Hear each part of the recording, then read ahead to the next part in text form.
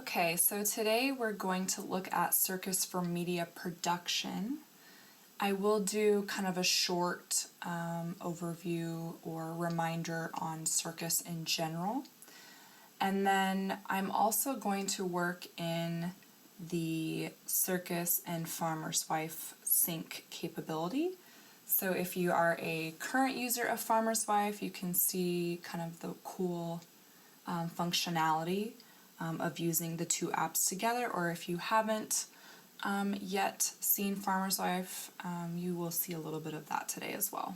Okay? All right. So let's talk about Cirkus and the Cirkus Workspace.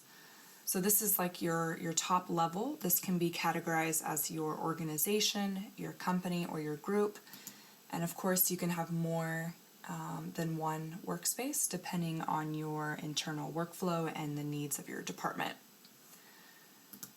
Here is where we would set up our team.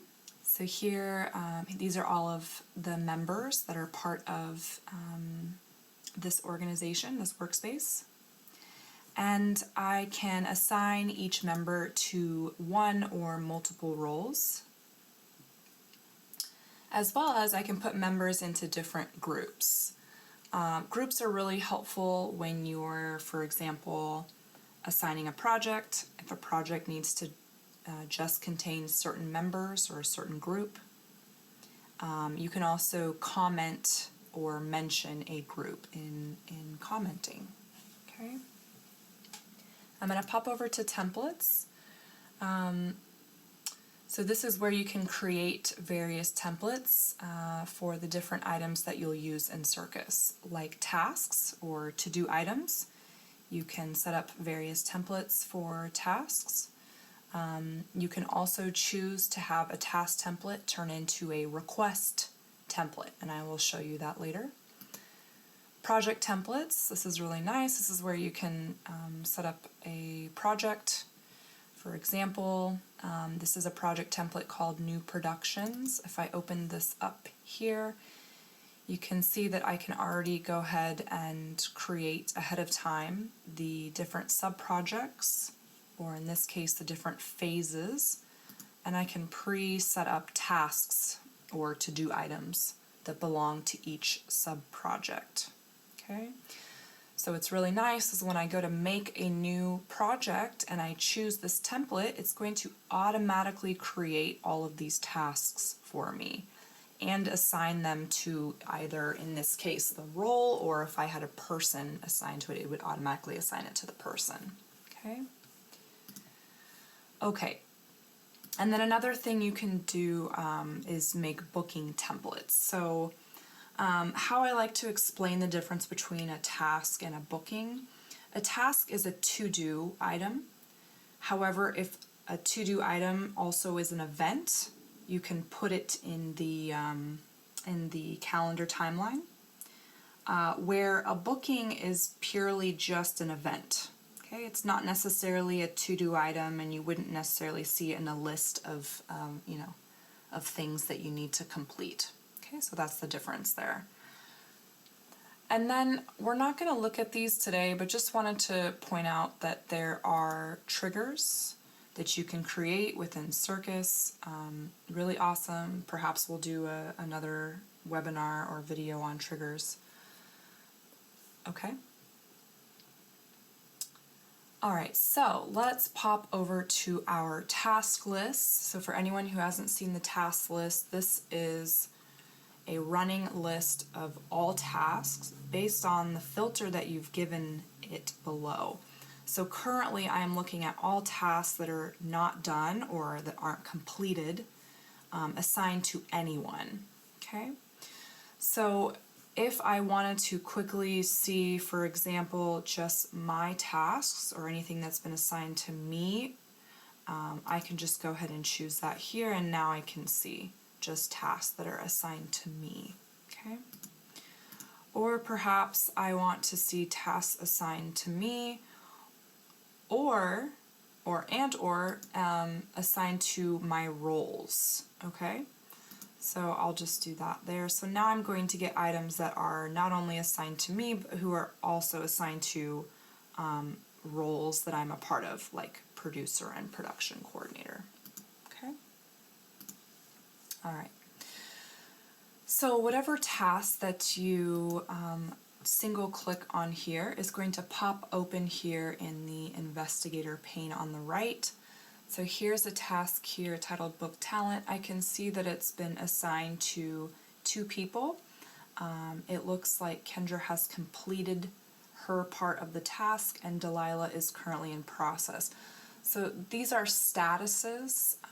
Each assignee on the task can keep track of their own status, and then of course that filters to the overall status of the task.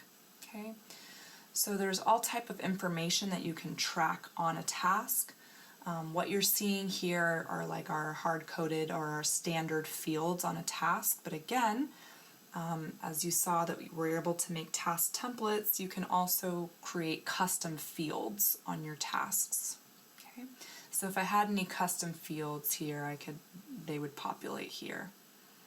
And then down below, this is really kind of the heart of where collaboration is happening in the commenting. So you can see commenting here is really nice. Your newest comments will always populate to the top. You can do files right here within the commenting. You can mention people. You can react, or I like to call this a tap back if you're an iPhone user. And you can continue to collaborate back and forth. You can even tag other people or groups or roles. And this is kind of, how you're working until you've, then completed this task. Now, when a task is fully completed, I'm going to go ahead and complete this on behalf of Delilah here. Okay. It's going to remove itself from my list, of course, because my filter is showing anything that's not done. So if I wanted to go back and show items that are done, then of course I could relocate my tasks there. Okay. I also want to show you this very easy to get something to populate to the top of your list if you star it. Okay. And while we're talking about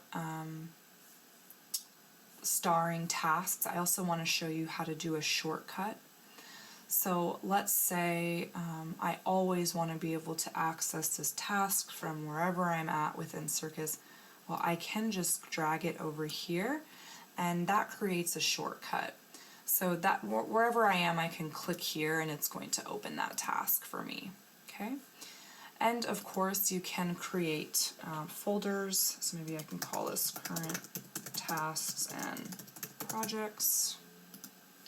Okay. And these are per user folders. So then maybe I want to, drag some specific tasks into this folder that I can quickly access when I need to. Okay. All right, so let's pop over to our projects. Right now I'm looking at a list of all of the projects that exist in my workspace. Of course, I can filter by the status of the project. Okay.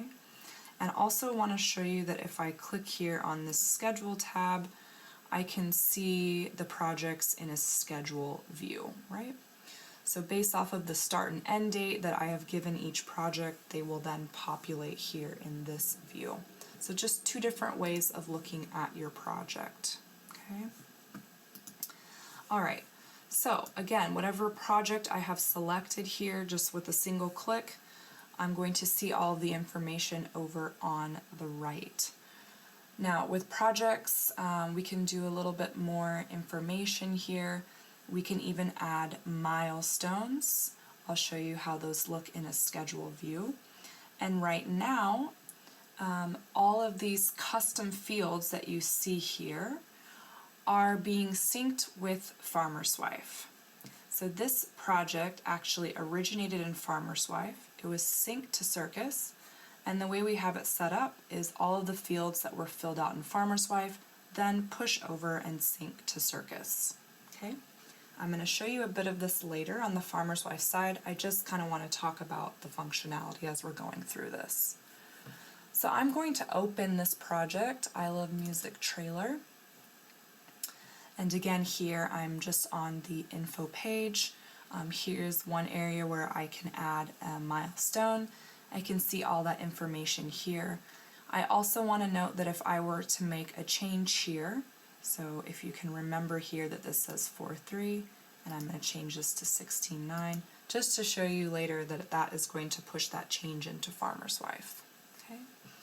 Of course, you can leave comments and files directly on the project level. And again, in members, this is where I associate what members are assigned to this project, okay, or groups. All right, so let's take a look at my task list here. Again, I'm using sub-projects in this project, so or different phases, okay? And within each phase or sub-projects belong the various tasks, okay? Now here we're just looking at a kind of our checklist or our to-do list of items. If a task also is an event, it has a scheduled start and end date, you can give it a start and end date, and therefore you can see it in the schedule view. So this is our project schedule, and right now I'm just looking at it in a month view. I can also zoom in on a week view and day view if need be. Okay, so let's go back to the month. Let's go over here to January. So up top I can see all of my sub-projects, just kind of when we've scheduled those out. Very easy to give a sub-project a start and end date, and of course it's really easy for me to adjust that start and end date as well. Okay. I can also see my milestones here, okay, within the view. And then again, these are all tasks, okay? These are all of our checklist items here, our to-do items that I've given a start and end date to, and so now they also list and show up in the schedule. If I choose one here, of course you're going to see the task on the right and then any comments, okay? Again, really easy to adjust. I can either change the date here, or I can simply, drag and drop here as well, okay? Okay, so we're going to take a look at our schedule again in just a little bit, but I want to continue to go through the rest of our items here in the navigation pane on the left. So let's pop into our inbox. The inbox is where all of your notifications are going to appear. So anything that you have been assigned to, or if you've been mentioned, or if someone has commented to you, any action that involves you is going to pop up here in your inbox, okay? As well as any action that's taken place on a role that you are associated with, okay? Just want to point out here that notifications, in Cirkus you have a couple of options. Of course, you could keep your notifications just coming here within the app. You can choose to get Mac push notifications or not. You can choose to get email notifications or not. And then we do have a mobile and iOS app that you can use. And then again, you'll have separate decisions to make on if you'd like to get notifications on your mobile device or not. Okay. So you can actually take action on each notification within the inbox here. So here it's just showing me in this one that this has been set as complete. And again, I have access to this task right here. If I needed to comment or needed to make some changes or adjust the status, I can do all of that right here within the inbox. When I am done with this notification, I simply just archive it. Okay. Now, if I ever need to get back to any archived notifications, I can simply choose that here, and then there's a list of all my archived notifications, and very easy to just choose Restore to move it back into my inbox. Okay? So let's pop over to our request page. And this request page kind of has two sections. So if we're looking at the top here, we're looking at our actual request forms in the various request categories we've set up. And then down here, this is just going to be any previous or recently created request. Okay? All right, so as you can see, you can create various request categories, and then within those categories, they can have as many request forms as you'd like. Okay, so let's just look at what a request form looks like here. So you can see this looks like a task. So what a request form does is when it's filled out, it then assigns and creates a task. Okay. So here I'm going to go into another request form here, and let's actually put one in. Let's do a studio request. I'm going to do this for this project here, and of course I can set the name. All right. So this is a studio request. So let's go ahead and say I want this studio request. We need it from the 10th through the 16th. Okay, and I want the Sony FF7. We'll just need one camera op, and I would prefer to use Sierra. Okay. All right, and then let's go ahead and choose, let's say this is for episode 1. All right, so I have filled out my request. Let's say that this was the starting point. And now when I submit this, I just want to note that it's going to assign it to the production coordinator role. So anyone who is associated with that role is going to get a notification, and they can then take action on this task, okay? And then of course, because I've submitted it, it's going to show up here in my recently created request. You can see here, it's just created a task. Now people can comment on it, they can change status, etc. Okay. So let's actually take action then on that task. So let me find that here. Let's see. There it is, our Donut Day Season 3 Studio request. And I'm going to show you kind of maybe an advanced way of using Cirkus here. So I'm going to open a new tab. Okay, so it kind of duplicates what we're looking at here. So on this tab here, I see this is a task assigned to production coordinator. That is actually one of my roles. So instead of leaving it assigned to the role, I'm just going to go ahead and assign it to myself. And I'm just going to write the role and say I'm on it. Okay. Maybe letting everyone know that I'm going to go ahead and take on this task. Okay. And then I'm going to go ahead and set this as in progress. All right. Perfect. So I'm going to go to my second tab here, and I'm going to open our schedule view. Now, this looks exactly like what you saw when I was in the project schedule. However, this overall schedule view is going to show me the schedule for all projects, okay, not just one individual project here. And I want to go ahead and fulfill my this studio request here. So I know it's the 10th through the 16th. Let's see, we're in the right month here.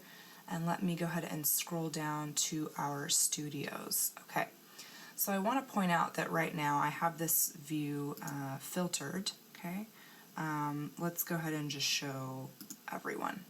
Okay, so right now I'm looking at all of the members of this workspace, as well as these resources that we've added to our workspace. So resources are items that can be booked, but they don't have a login, right? So we're thinking equipment, rooms. You could do a freelancer this way if they don't necessarily need to see their schedule, but you need to see their schedule. Okay. So here I am here with studio, here's the studios, and I can see what's available. So obviously Studio A is already booked here this week, so I'm going to just book Studio B. So very easy here, I'm just going to drag and drop the 10th through the 16th, and I'm going to press this little plus button here, and I'm going to create a new booking. Okay, so earlier I showed you that we have booking templates. So if I choose one of my preset booking templates, and maybe I've added some custom fields to it, then those will populate here. So this is not an off-site booking, so I will not select that here. But just to show you something that you can do, so like if I choose off-site, then I could have these fields pop up that ask me location and direction. Okay, just some neat things that you can do with custom fields. Okay, so this is a shoot. Let's see here, it's in Studio B. I'm going to go ahead and associate it with a project. So this is going to be on this project, and I know that it is in episode 1, and I can, really nice here, associate it back to this request or this task here, and I'll show you why that's really neat in just a second. Okay, so we have booked our studio here, but we still need to add our camera and our camera op to this booking. So let's do that now. There are a couple ways to do that. I have the events section here that shows me who or what is involved in the booking. So I could just add, let's say I want to add the camera here, so I could just add the Sony FF7 this way, okay? And then again, we want this the 10th through the 16th, okay? Alright, so now I have added the Sony FF7 to this booking, and then I'm going to show you above how we would add our camera op, or another way of adding, you could drag and drop, okay? So let's see here, I'm just going to filter my view really quick. I just want to see my camera ops, and I just want to see my studios, okay? Make it nice and easy here. Okay, so here is my booking here, and I want to add, let me just pop over and remember Sierra. Okay, so then let's go ahead and grab Sierra, and I'm just going to drag and drop, okay? Now, when I've done that, I'm automatically adding Sierra for the full time of the booking. You can see it's added Sierra for the 10th through the 16th, but I can also clearly see here that Sierra is booked on another shoot for that time. So realistically, maybe we only can use her for this amount of time. So what I can do is adjust the time for just Sierra's portion of this event. So here I can say I just want Sierra to be in from the 14th through the 16th. So let's just go ahead and adjust that start day there. Okay, and now we're clear here. And obviously we're going to have to figure something out because we don't have a camera op for the first few days of this shoot. Now I want to show you over here, since I associated my task with this booking, I can actually adjust the status. So I'm complete. I've completed the studio request. I've booked the studio. I've booked the 3 items that we needed. Perhaps I can actually, let's go ahead. I'm going to just complete this here and say done. But I'm going to let the producer know. Booked camera op conflict for 10th through 13th. Okay, and now I've just let everyone that is in the producer role know that that is taken place. Okay, and so I left that comment on that task there. I could have instead left it right here on the booking itself. Okay, so just to show you that there's multiple places that you can comment. Check first 3 days. Okay. Alright, so that is our schedule overview, or our larger schedule. And just kind of want to show you it's very easy to navigate back and forth. I'm just holding down the command key and hitting the left or right arrows to jump backwards and forwards through months.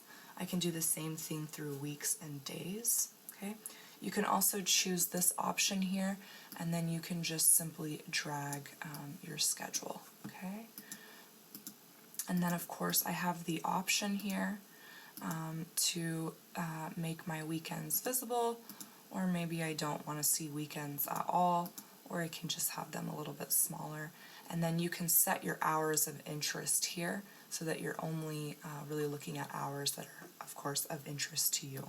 Okay? Alright, so let's go over to our contacts here. Alright, contacts list, very simply, is going to be a list of all current members or anyone who you've worked with on a project. They will populate here in your contact list. The activity is how you would think of any typical activity feed. So anything that has taken place on any project is going to pop up here. Okay? So if you just kind of wanted a bird's eye view of everything that's taking place, notification-wise, you can look here in the activity feed. Okay? So now I'm going to pop over to Farmer's Wife, and I'm going to show you some of the syncing capabilities between Farmer's Wife and Cirkus, and maybe how you might use the two apps together.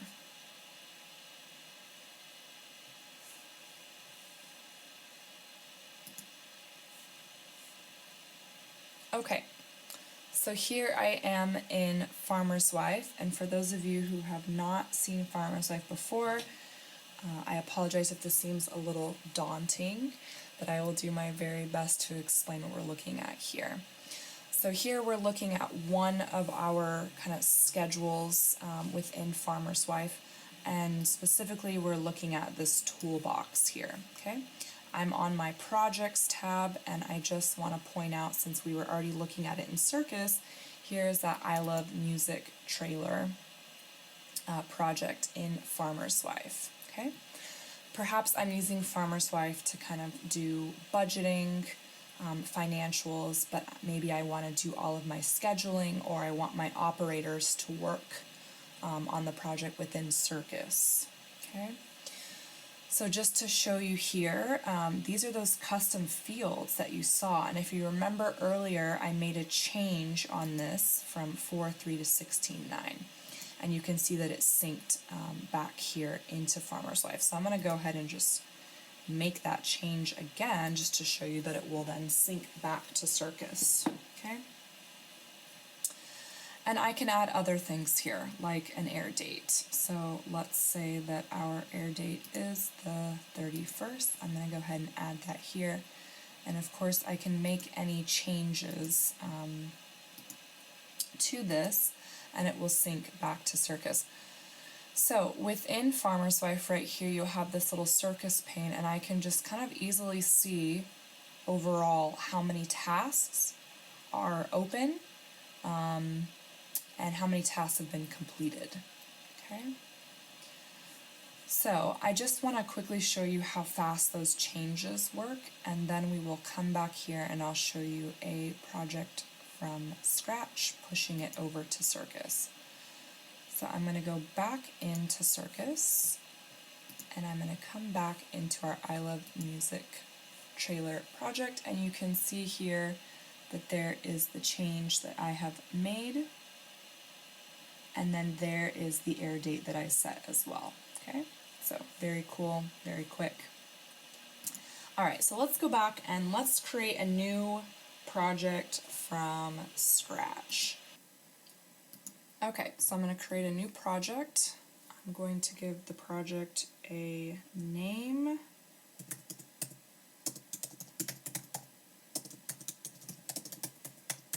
And in Farmer's Wife, we associate our projects with a client. Okay. Alright, so I've done everything I need to do up here. So you can see now in our Cirkus sync area, by default, the way I've set up the syncing is that it will always default sync. Okay, you can always turn that off if there's a project within Farmer's Wife that you don't want to push to Cirkus. Okay, and here's where I can choose from the project templates in my Workspace, Cirkus Workspace. So I'm actually going to choose this one because it's just a post job. And then I can just fill out the other information within the Farmer's Wife custom fields here, project custom fields. Okay. Just going to fill this out. All right. Okay. So the moment that I choose save here, it's going to then sync that project and push that project to Cirkus. And it's going to use that project template called post only or post job. And it's going to create all of the tasks. So it already has done that here. So you can see right now, of course, nothing has been started. So we have 13 not done tasks, okay?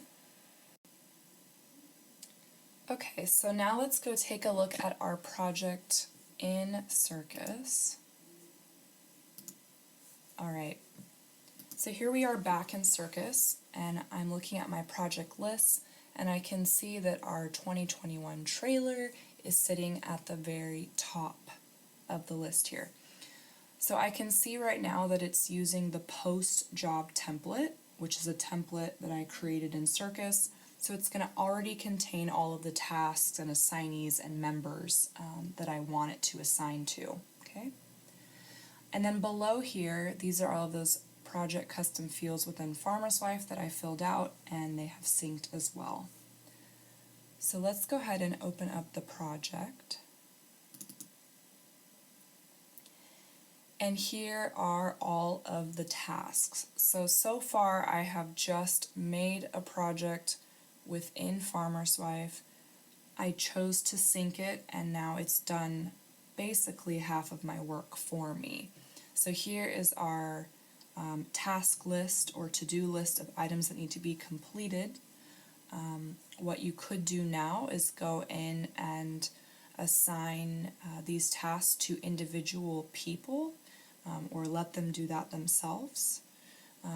And or you could go in and give a task a start and end date, and that way it would then become an event in the timeline. So let's give this a date here. Okay. All right, and then I just need to choose who this belongs to. And then I would see it in my schedule here. Okay. There we go. All right. So something new that I want to show you in Cirkus is what we call subtasks. So you can now use subtasks or sub-items that need to be completed as part of the overall task, okay? And each subtask can be assigned to one or multiple assignees, and of course therefore have its own status as well, okay? So we've now reached the end of our demo, and I hope you've had a nice look at how Cirkus can be used to handle all of your projects, tasks, and scheduling for your media production department, as well as had a nice look at how Farmer's Wife and Cirkus can be used together. If you'd like to schedule a more in-depth one-on-one demo with us, we're happy to set that up with you.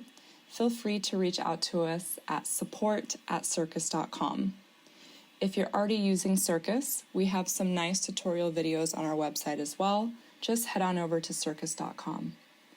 Well, thank you so much for joining the webinar today. Have a great rest of your day, and we hope to talk to you soon.